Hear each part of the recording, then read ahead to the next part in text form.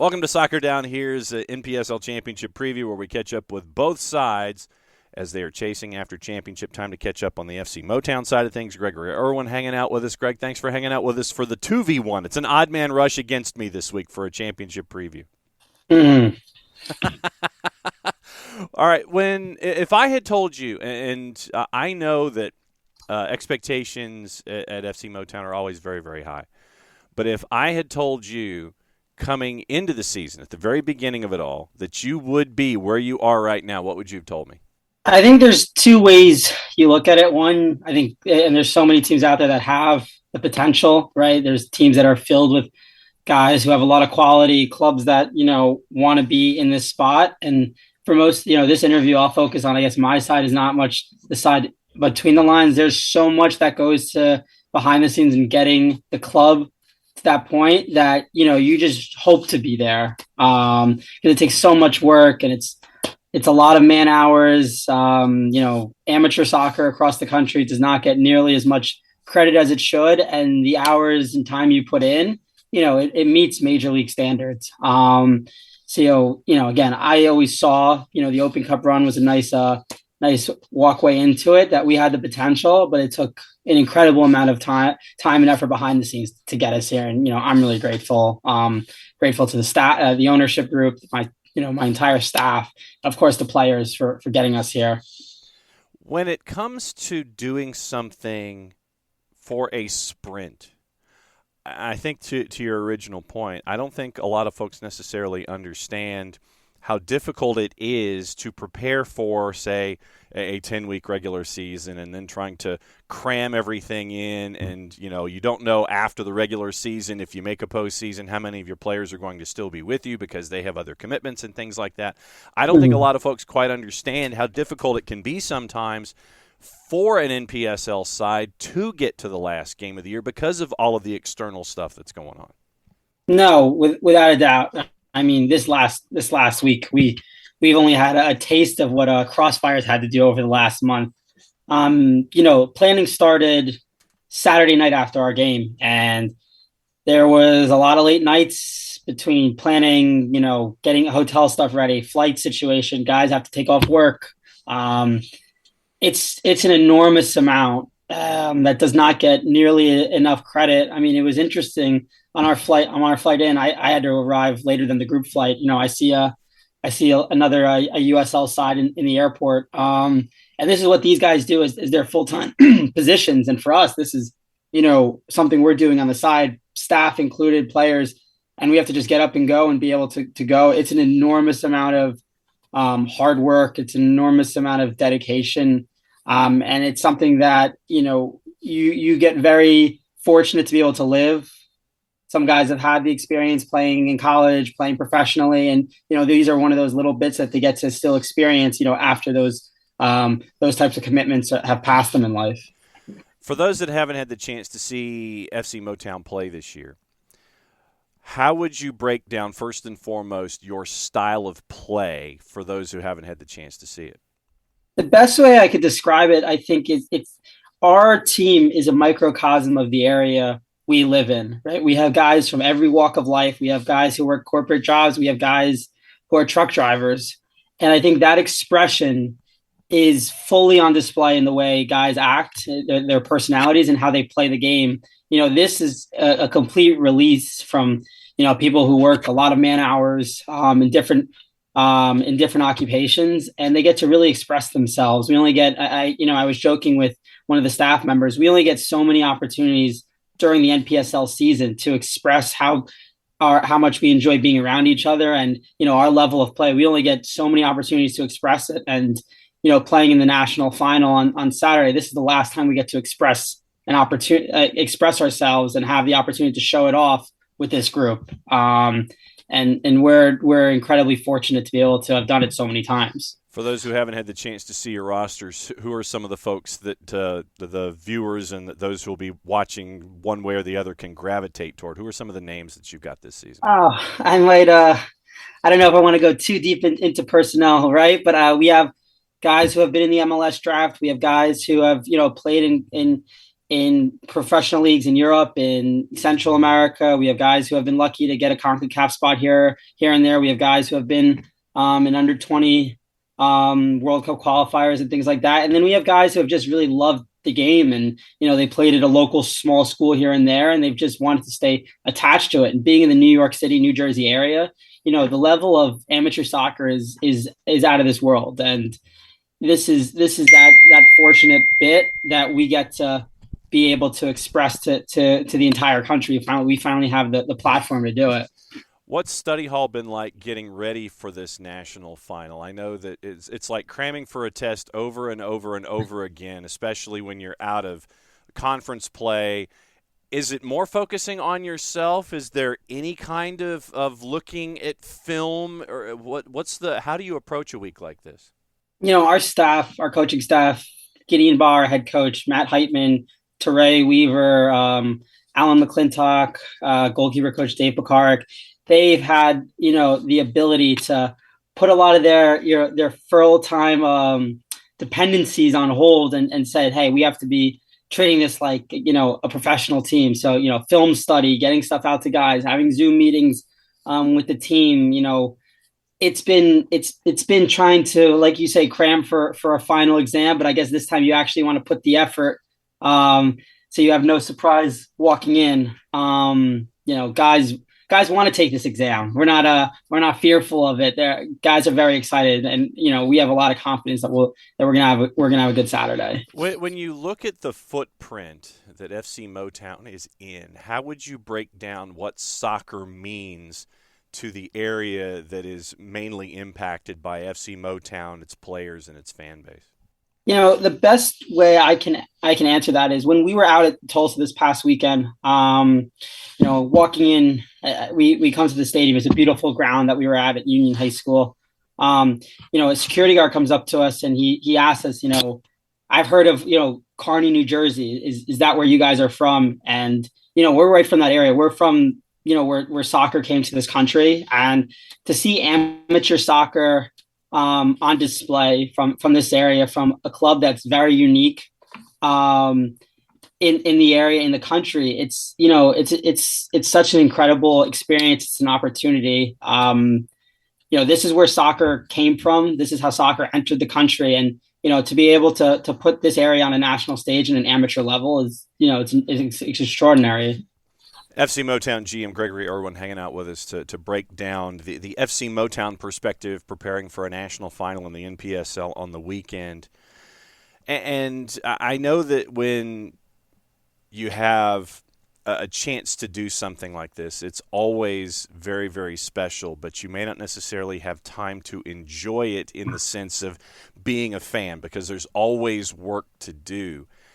In a week like this, whether it's you or staff or players, with the interactions that you have, is it all business in a week like this, or do you have time to sit there and step aside for a second and sit there and go, man, this is really cool what we have accomplished this year, and had the chance to go that extra step?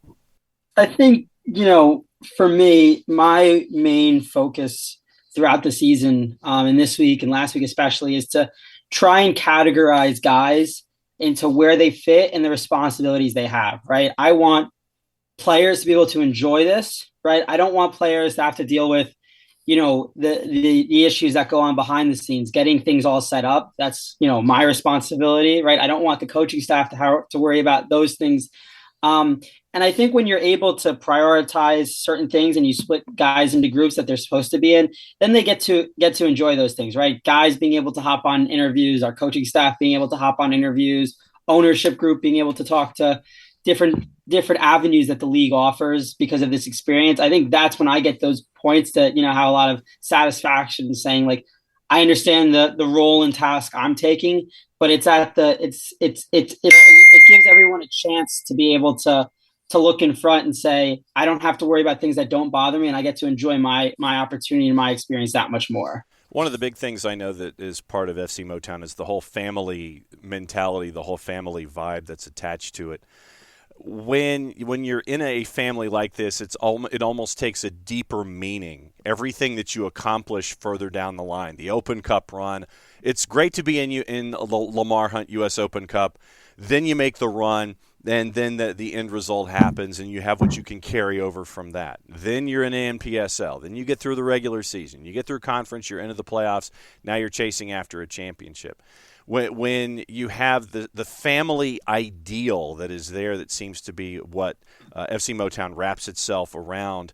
From what you've been able to garner, is it that much more special because of the family vibe that's there? I can't answer that question without mentioning St. Clair's name. I'm sure I don't know if you've heard, but we lost one of our brothers earlier this year. And when you talk about family atmosphere, everything that we've had this season, all the success we've had, it's been predicated towards, St. Clair. He's someone that would have been in every bit of excitement that we've had through this year. It was an incredible loss when the accident happened. It was an incredible loss when we got the unfortunate news that he passed right before our first league game. So everything that we've had as success and everything we've tried to earn for and success has been for him. We miss him dearly. We are always thinking about him. I get choked up constantly mentioning him, and this team's success is based on and predicated on everything for him, and we wish he was here with us to be fighting for that championship on Sunday. And all our hearts and wishes go out to his family, his closest friends, and everything we're doing for him. What's your best St. Clair Tueno story? I have to say the best story I have. It was in our Open Cup first game, part one. As we had the replay in the second one, he was getting subbed in late in the game. I'm filling out the substitution card. I'm handing him his jersey. Are you like? And I'm saying like, here you go. And he's like, he looks at me and he says, explicative, it's showtime now. Right before he got on, and that was last time I got to be around him. I mention this every time I say it.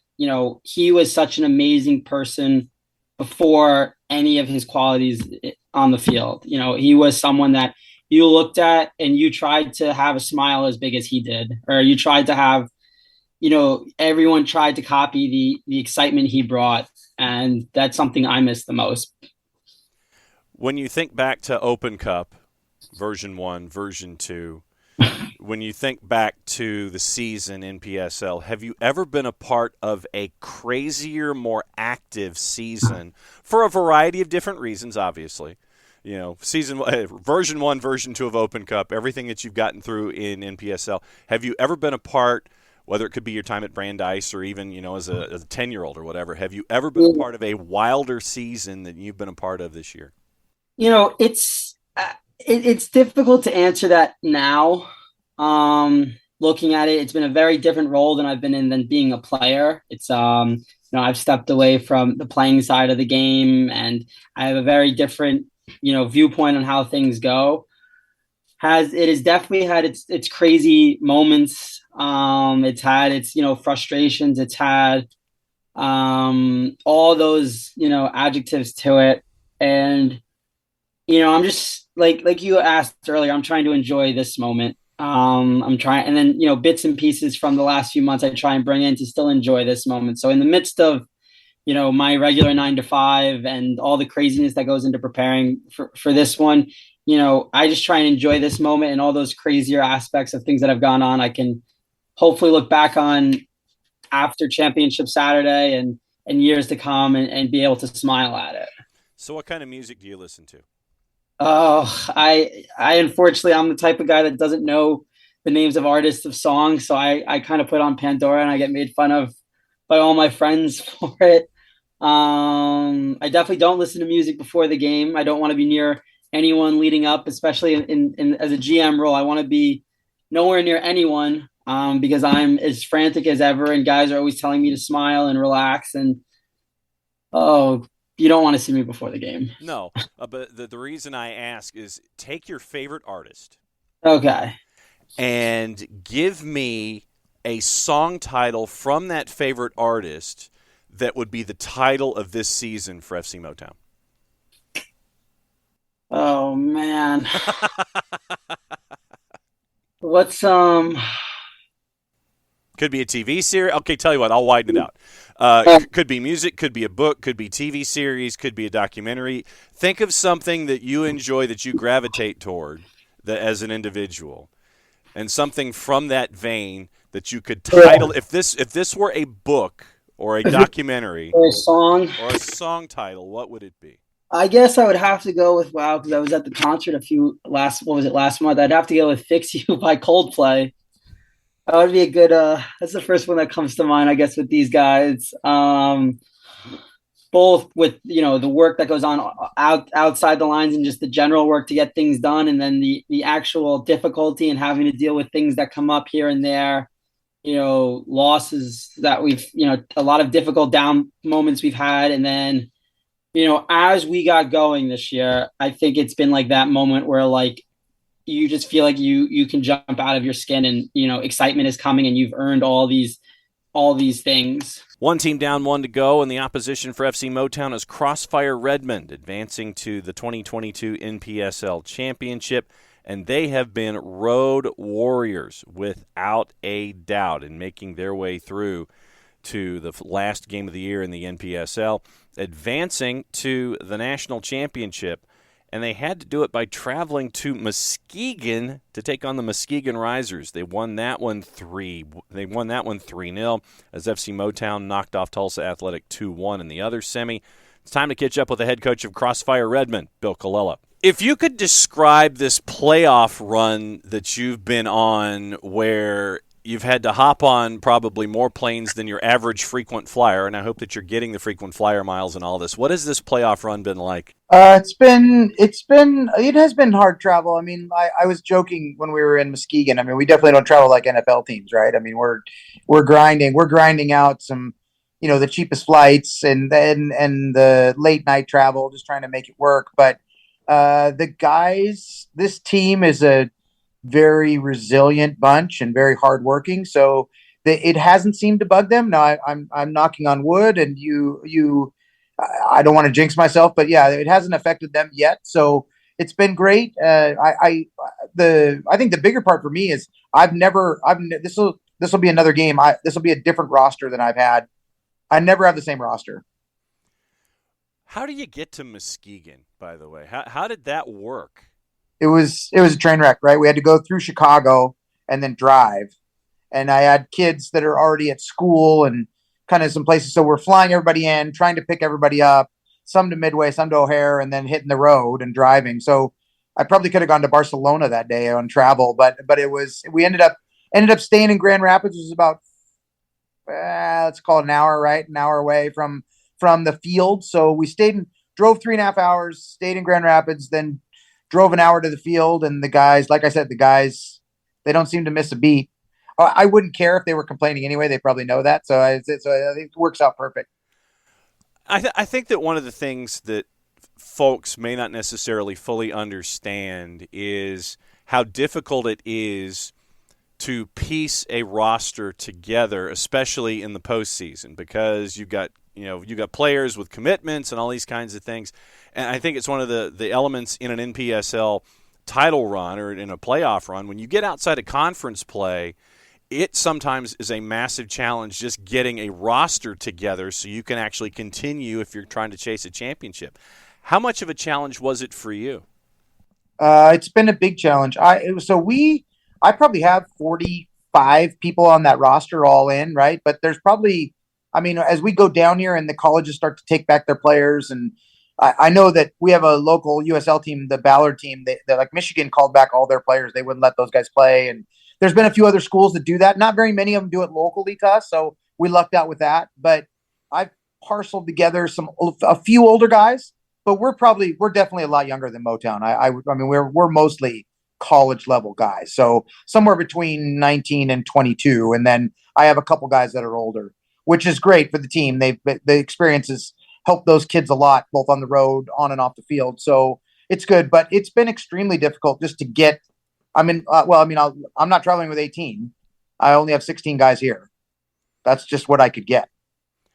So when you're looking at something like this, I mean, is it, I don't want to necessarily use the word advantageous, but having younger guys who have conditioned their way through, knowing that travel is going to be wonky and you have all of these different wild cards, having younger guys from 19 to 22, do you think that will help you? Has that helped you in the playoffs and help you into this weekend? Yeah. I mean, look, I have some. Yeah. So the answer to the question, short answer is yes. I think that the young guys their bodies are a little bit more like they're not going to get hurt as easy. They don't need a lot of warm up time to kind of get ready. They're kind of their youth is their drug, right? And so that's a good thing. But I think that the guys like Christian Soto and Munir Hussein and there's a bunch of the younger guys, Jude Zamora and River Stewart and Paulo, my son. There's more than a few of them that can really, really, really can go and run, and that's their kind of their secret, their superpower. So, knock on wood, permitting, I don't have any issues. That's been our superpower is the ability for those guys to stay fit and run like the way they run in the games. For those that aren't familiar with Crossfire and what soccer specifically means to your footprint there in Washington State, how would you break down what soccer means and the influence that it has up there at Crossfire? I think that Crossfire's the top club. I mean, I think they're the top club. Obviously, the Sounders Academy teams are very, very good. I mean, I think that people can see their results in the Dallas Cups, but Crossfire's perennial winner, and they when the DA was around, they were always in the top 10. So they're very good from that perspective. This is just another example of how Bernie James, the guy that runs Crossfire, is given back to these kids. And most of these kids have played for Bernie, so it was an easy transition. But it's an expensive little endeavor, right? With the fields and the refs and the travel and all the stuff. And Bernie's kind of bucked up and let these guys have an opportunity. And for me, the area there's so many good players in Washington that it requires that platform so that kids can get seen, right? I mean, that's the ultimate thing. They all want to be pros if they can, and they all want to be at the highest level they can. And Crossfire does a great job of making that happen, both from all their youth teams all the way up now to this team, the NPSL team. How would you describe, for someone who's going to be watching Crossfire for the first time, how would you describe, if things are going well during a match, how would you describe style of play going in? And if you were to describe what Crossfire does, how would you break that down?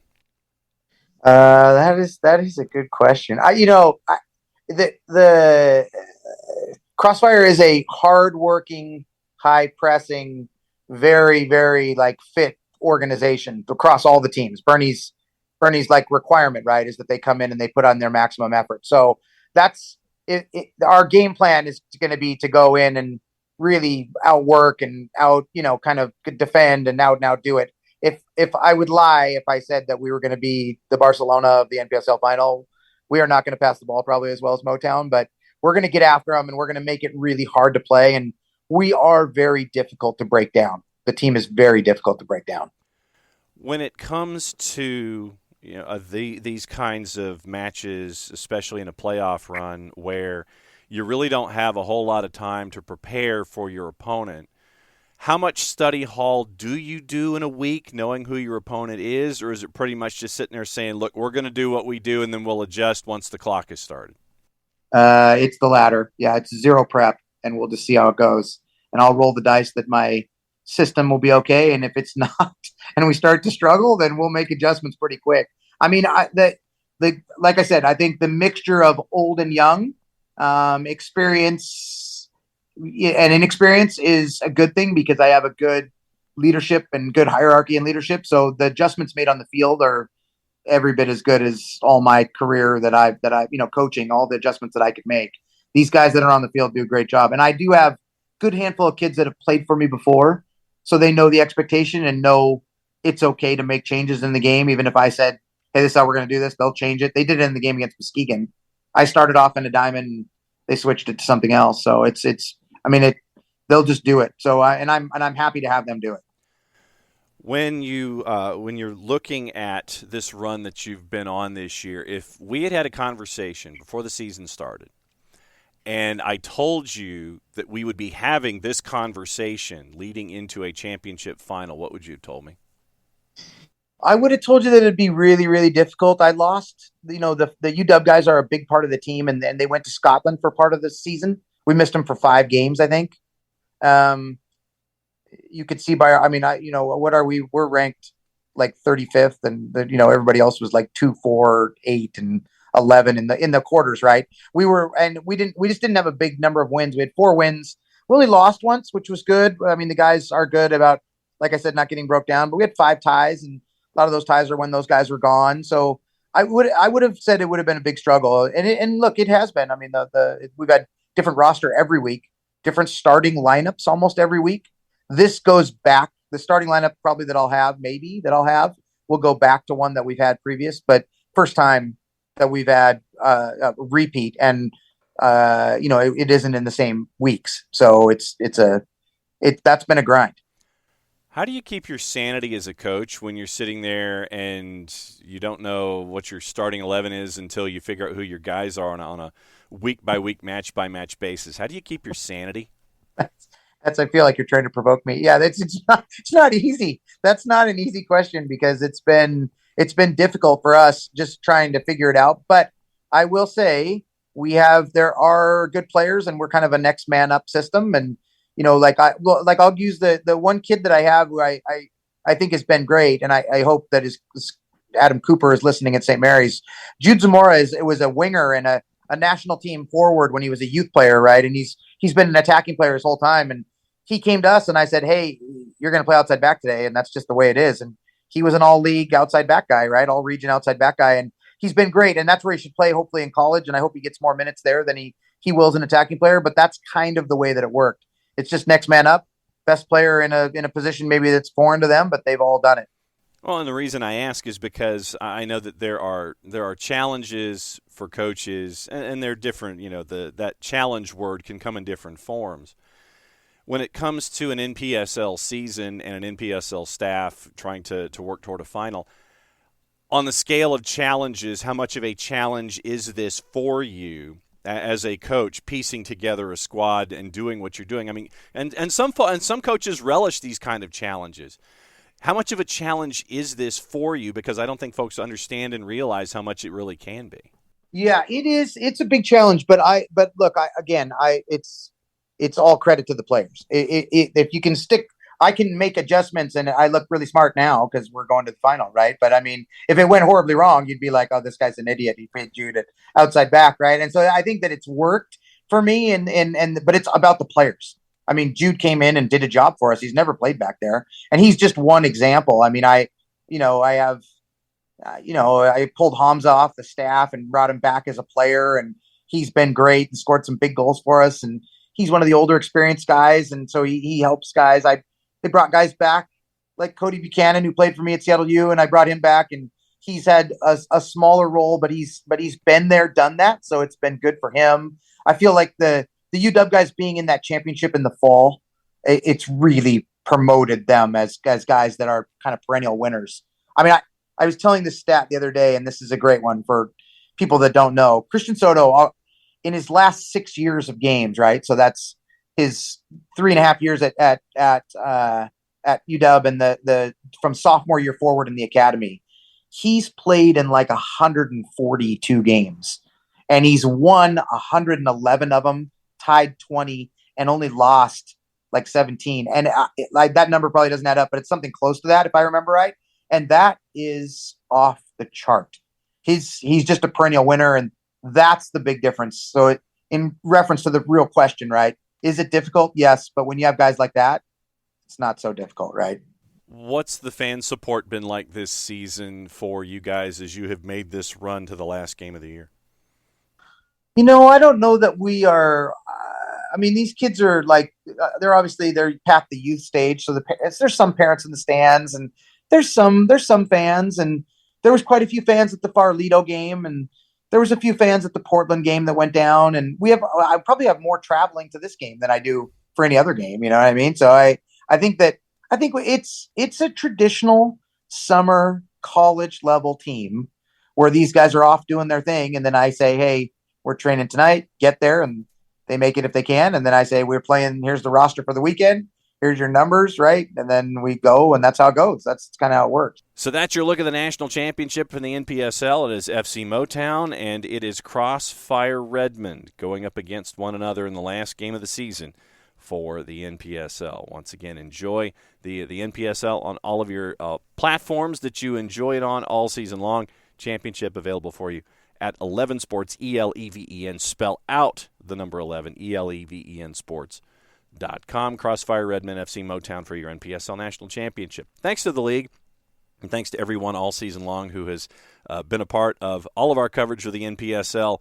We will be ready to get ready for the 2023 season before we know it. There's going to be a lot of teams that have been put on the books, and we've talked to a lot of them, and we know that there'll be more coming into the NPSL in 2023. So enjoy the tail end of 2022 and the national championship between FC Motown and Crossfire Redmond.